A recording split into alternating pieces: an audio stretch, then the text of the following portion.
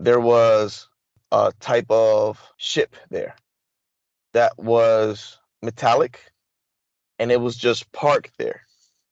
And it's different from all the ships I have seen, Doc, because you could feel the humming, similar to the experience I had in Brazil when you feel this, it's not anxiety sensation, but you feel good. You feel like excited. You feel a good vibe about the place. And it looks similar to the ships that were parked, the one I saw in that other mission, all those ships that were parked, but this one was up close and I could see. And the archaeologist that was with the ranger, he went to it and he touched it, and a door opened sideways from the ship, and no stairs came down. So you had to like get up there by jumping or grabbing the edge of it and climbing in. No ramp or nothing came down of it. You are listening to Exopolitics Today with Dr. Michael Salla, your source for the uncensored truth regarding the human, extraterrestrial, global, and political agenda. Click the like button and subscribe to this channel. And now, here's Dr. Michael Salla. I'm very happy to have JP back with us on Exopolitics Today. JP has just come back from a new mission and he's happy to share some of the details with us. So welcome back, JP, to the show. Hey, how you doing? Dr. Michael Isala, thank you for the opportunity to bring this information out. We're living exciting times, and we need to have a lot of love, because the things that are about to come out is going to be exciting, and a lot of people are not going to accept it, but there's things that is going to happen, and they need to happen in order for disclosure to happen in a fast pace. So why don't you tell us, when did this mission happen? This happened 2 days ago. 2 days ago. So we're talking February 28. Yes. So what happened during this mission? So we woke up early. I woke up early, like around 5 o'clock a.m., 0500. And we get a call. When I say we, it was me and 5 other guys. So a total of 6 people, 6 personnel. And we got a call to meet up to this close airport where I live. I drove to the airport, and the other 5 guys, they were there waiting already. And we took small jet like plane. I'm not going to give you the specifics because where we went was really a secure area. So it took 3 hours, 3 hours and a half to get to this location by plane. And we got to this location. I could tell you where it is, but not the location, because they're still doing an investigation, and this investigation has been going on for a while. But they have found different devices in this location. This location is in the Grand Canyon, Doc. Once we landed, we got into this white van, the 6 of us, and we drove like 2 hours, and we met up with this National Park Service ranger. I remember they had a orange patch on the left shoulder saying National Park Services. So he had a beard. He was wearing green pants, tan shirt, and he was with an archaeologist. But the archaeologist that he was with, he spoke Arabic, and he know how to read like Egyptian writings and all that. So I have heard that there was something over there, but we never gave it a thought. And he took us in. Like I said, we drove like around 2 hours. So like around 10ish, 10:40, we were at the location in the Grand Canyon. It was a massive cave. We took a boat ride, 40 minutes upstream, and this place is protected. We went into this cave, and it's funny that it's raining because it started raining when we started entering the cave, and that's kind of cool. So it started raining, so we went into the cave, and everybody went in. Wow, that's hilarious. It starts raining when I'm saying the part where it started raining in the experience that we had. Synchronicity. Yeah, that's kind of cool. So we went in the cave, and there was rooms. There was like on the right, rooms on the right, rooms on the left, and we kept going down this hallway, and you can see the walls. It looked like it was carved out, and I look to the right, and I see a similar writing that I saw in one of the arcs. And I talked to one of the soldiers that is always with me, in these missions. And I said, "Hey, do you remember these writings?" He's like, "Yeah, yeah, yeah, I do. In the arc of the Atlantic arc, right?" I said, "Yeah, yeah. This writing is similar to the ones we see in the Atlantic arc." So, and then the ranger was like, "Hey," and you can hear an echo, "Come over here. This is what we need to show you." We had a high-ranking guy with us, but I did not know what rank he was. I didn't know who he was, but he had a mask. But he was with us. He was one of the five, and he never showed his face. And he was with us, and he was always with the ranger. The ranger was showing him what to do. But I was so excited about about the language on the walls. It was similar to the arcs, to the arc in the Atlantic. So the ranger calls us, and we go to where the ranger is, and we get there, and he's like, "Oh, you see this? You see these tablets?" And they were like a metal type of tablets, and they were stacked up like 20 by 20 stacked up. And Well, let me the ask you a archaeo few questions now, just to Roger. kind of like, in terms of what you've said so far, because now you're talking about the tablets, but before that, you saw the hieroglyphic like writing on the walls similar to the Atlantic arc. Now, how was the writing illuminated? Were there lights in there? How did you see it? Oh, we had lamps. We had flashlights, strong lamps, flashlights. There was no light coming out from where we're at. Everything was lamps and flashlights. So were you, like, when you began the mission, were you kind of like given equipment that would basically help you go into an underground or into a cavern area? We had bags, yeah. We had bags and all that with the equipment already. We always go prepare. We always have everything on standby, just in case we do go to a place that is dark. We already have everything we need to complete our mission. And I know in your last mission where you went underground and you saw the spaceport down there, you were in civilian attire. Were you in civilian attire again, or were you in military fatigues? We were in military fatigues. And were you armed? No, we was not armed. Okay. We had well, there was two people that had the M17, the SIGs, but other than that, none of us were armed.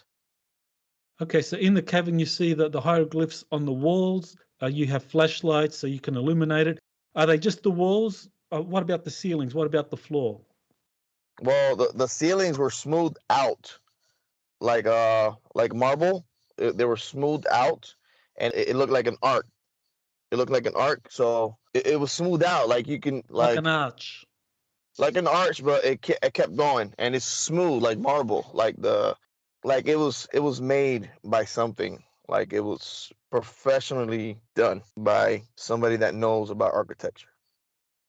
Okay, so very smooth walls and ceiling, right? The walls had hieroglyphics similar to what we see in Egypt, but they were not colored in. They were ingrained on the walls. So it's hieroglyphics, But on when you go into the rooms, some of them were with color, holographic physical color.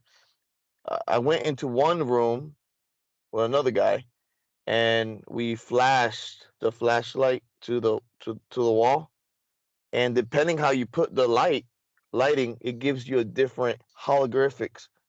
Um, like depending where the shadow is, the story changes. So it was kind of cool. I never seen that type of holographics before.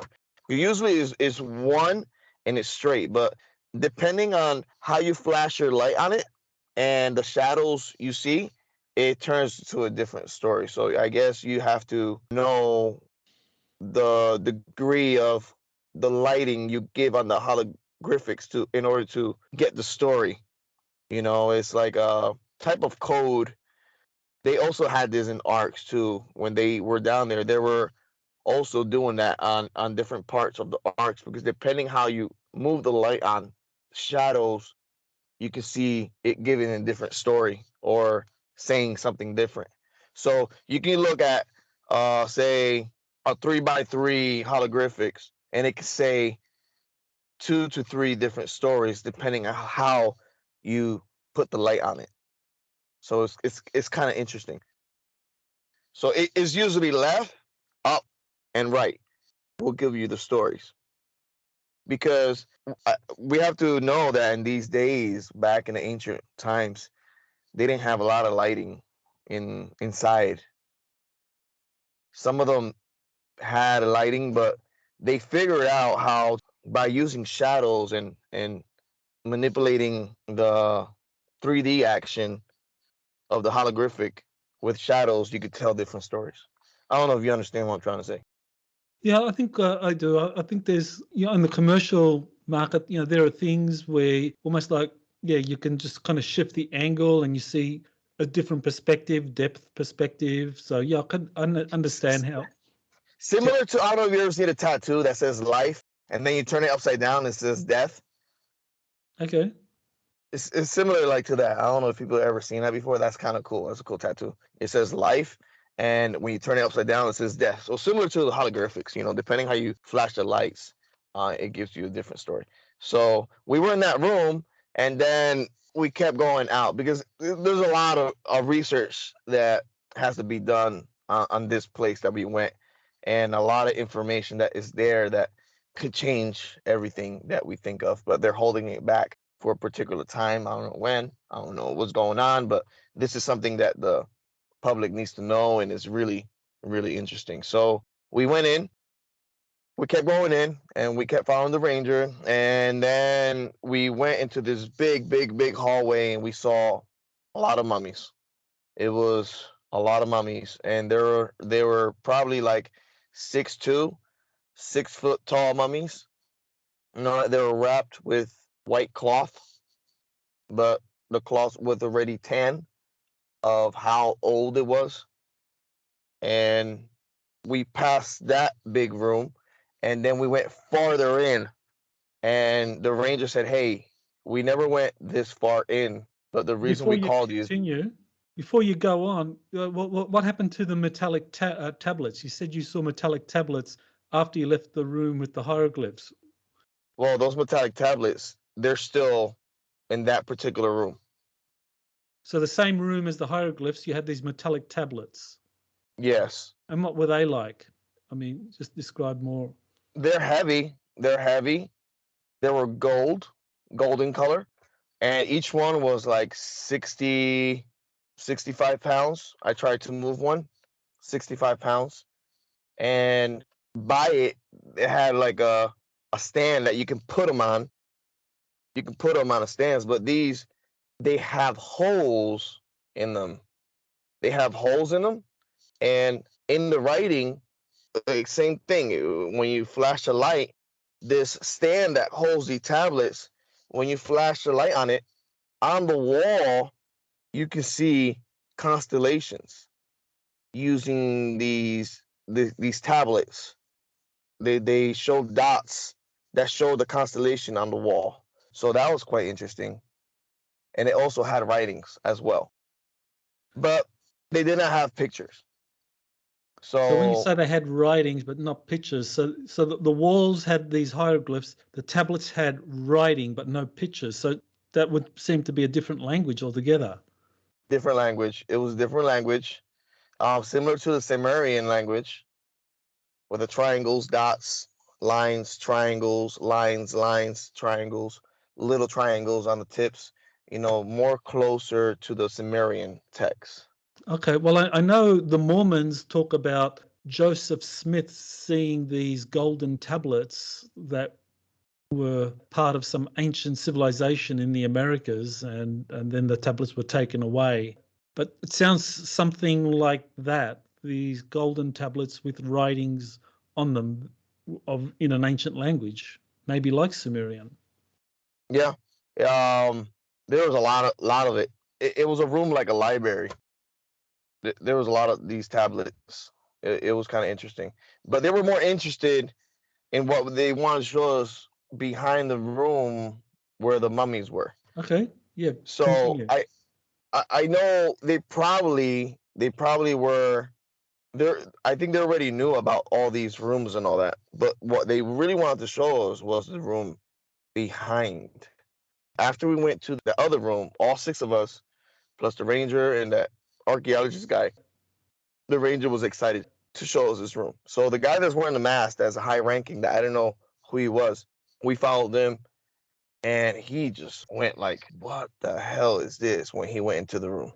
And we had the lamps, and everybody, we made when you go in, make a right, the second guy makes a left, third guy makes a right, fourth guy makes a left, and we did like a horseshoe, and we just spotted the light. There was a type of ship there that was metallic, and it was just parked there. And it's different from all the ships I have seen, Doc, because you could feel the humming, similar to the experience I had in Brazil when you feel this. It's not anxiety sensation, but you feel good. You feel like excited. You feel a good vibe about the place. And it looks similar to the ships that were parked, the one I saw in that other mission, all those ships that were parked, but this one was up close and I could see. And the archaeologist that was with the ranger, he went to it and he touched it, and a door opened sideways from the ship, and no stairs came down. So you had to like get up there by jumping or grabbing the edge of it and climbing in. No ramp or nothing came down of it. And this ship did not have no legs. It was just on its belly and on the dirt, on the sand. There was a How couple big was rocks. it? It was the size of like 4 minivans altogether, four. So maybe 50 or 60 by 60 Feet we're talking about. feet, 60 feet by 60 feet. Okay. It's a good size. But we looked inside, and it's like for little people, not for our size, smaller people. I saw writings on it, like the same writings I saw with the ant people. Really similar writing. I think it was more ancient. And I also saw on in the ship you could see, like, you could put your hands on, like two hands side by side, and it has layers that you could fit also human hands on it. And I think that's the way you control the ship, putting your hands in there, and then quantum communicates with you with the brain, and you go from there. So you were actually inside the ship. So were you I, like, were, I were you able to walk around, or did you have to go on your knees or something, or crouch? no, I had a crouch. I had a crouch. We all had a crouch. One of the guys put his hand on, and the ship turned on, but he just put one hand. He was like, "Oh shit! Oh man! You guys saw that? Oh man! I activated it." And the archaeologist was like, "Hey, don't put two hands there. You put the two hands there, we all die." It's like, "Oh shit! Oh crap!" So when he put his hand on, the ship lighted up. Like, when you take a picture, it lit up like that. He took his hand off fast. What was cool is when you flash the light on a ship, it absorbs the light. So the light gives it energy. So it absorbs the light and it uses the light as energy as well.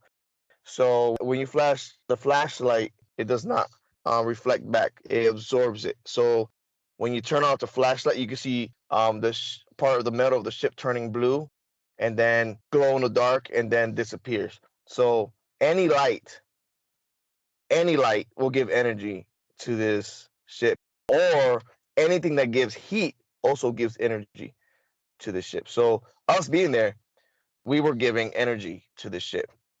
And that was what the archaeologist was explaining. He knew a lot about this. The ranger, he was just, oh, I can't believe this is here, but we can't talk nothing about it.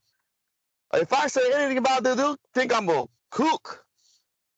And he's like, yo, tell me about it, So these rangers that work in these national parks, some of them are hired just to take care of these places. So I found that kind of interesting. So when you say to take care of these places, that is to kind of like find them and to kind of like sanitize them from the public, make sure that the public doesn't know, and just let the authorities. Make sure they don't get close to it. Make sure that the public don't know. But I talked to the ranger. He said they pick a select few that were ex-military or worked somewhere in the government, and those selected few are in charge of keeping these places, clean, and make sure these places are kept nice. And not even his comrades know about these places or location. Only they know. Only those chosen that are protecting the National Park Service are protected. It's protected. When we were coming in and before it rained, downstream, you could see more people. I could see more people there. So we were not the only ones there. More downstream, there was also, I saw a military tent and I saw a black helicopter there parked. Well, I saw that before going into the caves. So for me, I thought, okay, oh, that's how we're gonna go into here, and then we're gonna come out from over there and take the helicopter back. But that wasn't the case. We never went to where the helicopter was. So we went in and we saw the ship, and they started taking pictures. I didn't have my phone with me. If I had my phone with me, I would take pictures. I know a lot of people want pictures and all that, but soon people will see these ships flying around. They're going to be flying around a lot, especially South America, Australia, that area, and mid United States. They're going to see this a lot. They're going to see these ships coming up and maneuvering and coming down. Do you have any idea of who piloted that ship? Which one? The one that you saw, the one that you went inside, you had to crouch, and it had hieroglyphs on the walls or writing on the walls. I'm thinking an older version of the Ant people. What makes Because they were saying that they have lost the Ant people that are living now. They don't have as much of these ships as they used to have. It's more the Nordics. The Nordics have these ships now, but the Nordics used to give it and let the Ant people use it. And also the smaller alien-looking types. What's their names? The one that they have the big eyes, the grays, but the smaller ones, not the tall ones. Yeah. The short greys, they're typically 3 feet, 4 feet. They're the ones that is often seen in abductions. You think it's possible it was one of their craft? I think it was one of theirs or the Ant people, because it wasn't the Nordics. This was different inside, but it was similar though. Similar technology, but it's different how it absorbs the energy. It's more advanced, a little bit more advanced than the Nordics. Did you see any kind of instrumentation, seats inside the craft? No, I did not see instrumentation. I saw a type of chair that was made with the ship. Okay, can you describe the chair? I mean, how I mean, how big would the person have been who would sit in that chair? Probably like 3 feet, 4 feet tall. Okay. So an ancient group of the ant people, or some species or subspecies, because I know there's many different types of greys, and some, not all of them are involved in abduction. Some of them are, even work with the Galactic Federation, so I'm told. So this could be one of those, or as you said, the ant people. So there was writing on the walls, and you said that wasn't hieroglyphs in the spaceship. It was just writing. No, not in the ship. On the walls before going into the ship, before the mummy place, bigger cavern that we passed, that's where the writing was and where the tablets were. So But the walls of the ship had nothing. not inside the ship, but on the walls, there was a type of writing, but it looked like a drawing, more hieroglyphics, drawing with the sun. I know I saw a picture of the sun and with the rays of the sun heading out into these mountains. I saw that picture, and then on the left side, we saw an army. It looks like mixture. The picture, you can see a mixture of races together, and they were lined up in army. So I saw like ant people, Nordics, in the picture, but they were like really miniature. They were really miniature, and you could see like them lined up as soldiers, lined up, and similar to what they do in those parades they do in North Korea, but as a picture, but different races together. The high-ranking guy, he thought that picture was kind of interesting. He was taking pictures of that. Okay, so inside the craft, did it have different rooms, different compartments, or was it just one big area inside? It was a one big area. There was a small round coming out from the middle. There was something round coming out from the middle, and you could swipe it, and flaps comes up, so you can make separate rooms. Flaps come up, like it looks like a liquid, but when you touch it, it stops. So it comes up like liquidy, and it connects to the wall. And then when it comes down, it all comes down at once. But when it goes up, it comes up like, how can I explain this? Like liquid mercury attracted to magnets. You know how that looks? Yeah, I can't picture it, but yeah, that makes sense that liquid mercury would have some interesting interaction with magnets. Okay, so that's how it looked. And it closes, but that's about it. We were there just 30 minutes because we had to go to another room, and then we had to leave and come back to base. So before you went to the other room, so around the spaceship, so what was your primary mission during this whole thing? What were you supposed to do? Were you just to be Activation. security? Activation. Activating. So did you activate anything, or was it just this other guy that was with you that activated, put his hand on the console and it activated? It was the other guy that activated it. So he's like you. He goes into craft and things activate. Is that similar? Yeah. So did you recall activating anything?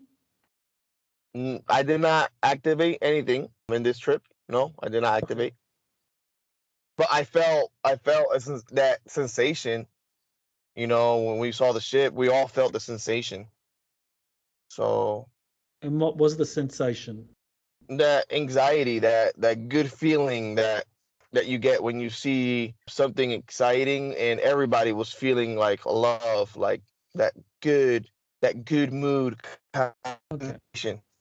So some more anticipation rather than anxiety. Yeah, like you know what you're gonna expect. Like the ship is calling you. Like you need to go in there and check it out. I see. I'm sure people will feel that same way if they see a ship, they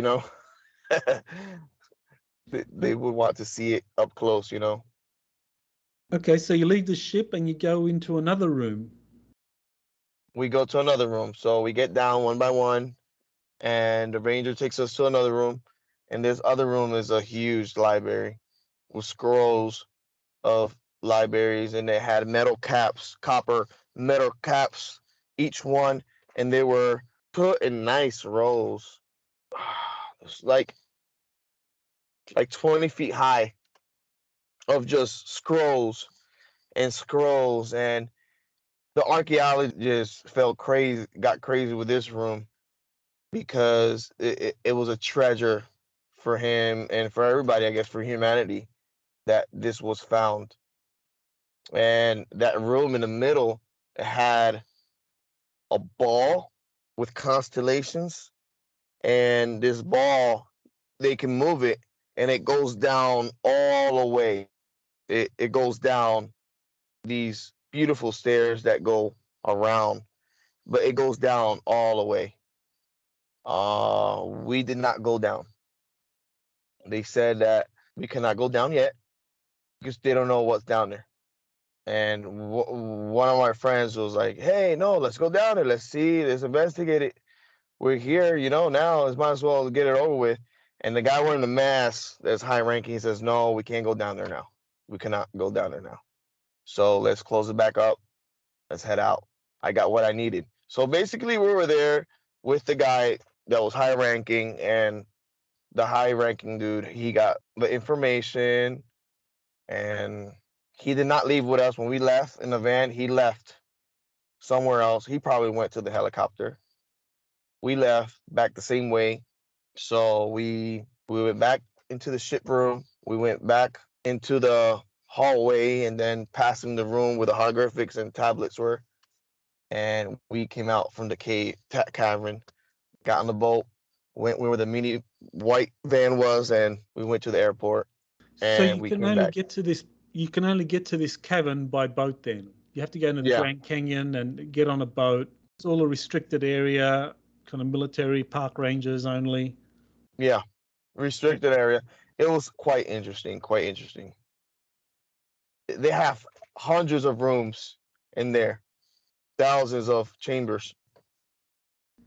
Interesting Big you say city. that. It's very similar. I remember the Wingmakers material when that came out in the late 1990s, I think 98, 99. They Mm. said that they found in the Grand Canyon something like I think it was a cave, and it had like 23 chambers in it, each one having different things. So it sounds similar to what you described, like one room having hieroglyphics, having gold metallic tablets, other rooms having other artifacts, mummies.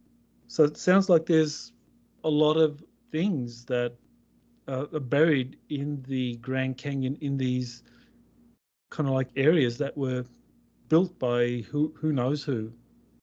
And they still live there. That's the thing. The park ranger says that they come out sometimes, but he didn't tell us how they look like.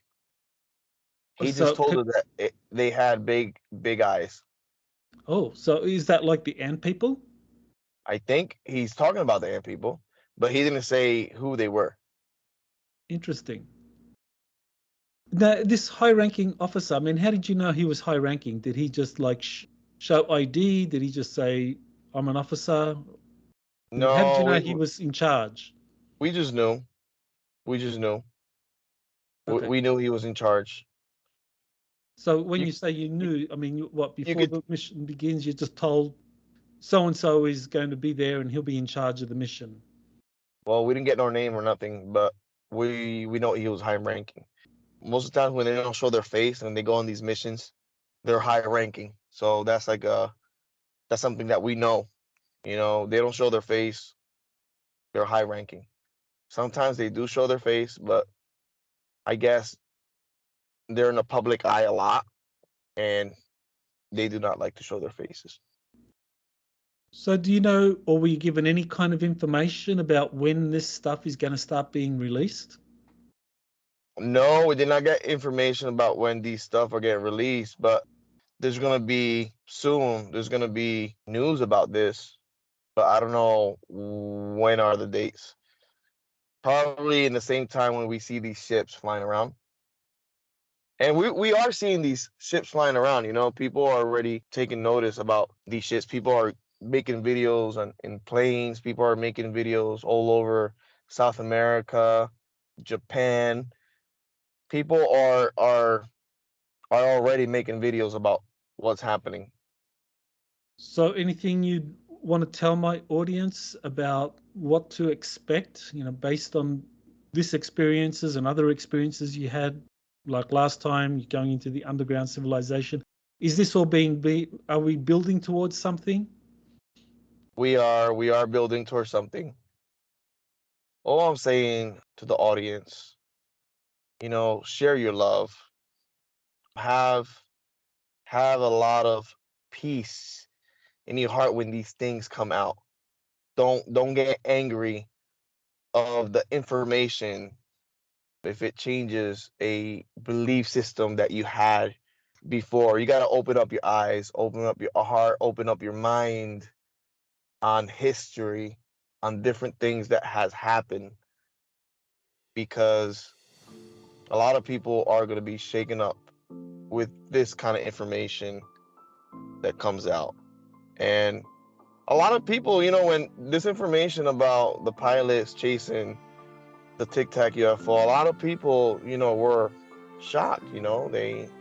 Wow, the Pentagon now is talking about UFOs, the government, all that, but we just have to, I love my country. I serve my country, and I will not change this country for nothing in the world, and share love and be ready, because anytime, something is these ships are gonna come out and surprise a lot of people, Well, thank you, JP, for coming forward to share this amazing information about this Grand Canyon discovery, confirming what others have talked about and discoveries in the past, and of course for just having the courage to speak out about it, what you're seeing, directly experiencing. And thank you for your service to the country. No problem, my pleasure. God bless everybody, and we're just living exciting times. Let's put it that way. We're living in exciting times, and we just have to play our cards right, and who we can trust or who we cannot trust, because there's going to be a lot of deceivers in these days coming up. You have been listening to Exopolitics Today with Dr. Michael Salla. Please remember to like, share, and subscribe to this channel. Join or start a conversation in the comments. Take the time to explore the vast library of best-selling books, webinars, and podcasts by Dr. Salla. Visit exopoliticstoday.com.